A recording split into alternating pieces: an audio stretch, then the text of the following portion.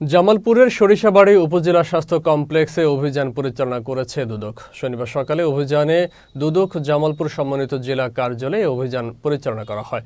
এ সময় তারা কর্মকর্তাদের অনুপস্থিতি, অপর্যাপ্ত খাবার বিতরণ, ওষুধ বিতরণের অনিয়ম ও কয়েকটি ঠিকাদারের কার্যক্রম গাফিলতি দেখতে পান। এসব তথ্য কর্তৃপক্ষের কাছে পাঠানোর পর প্রয়োজনীয় ব্যবস্থা গ্রহণের কথা জানিয়েছেন দুদক কর্মকর্তারা।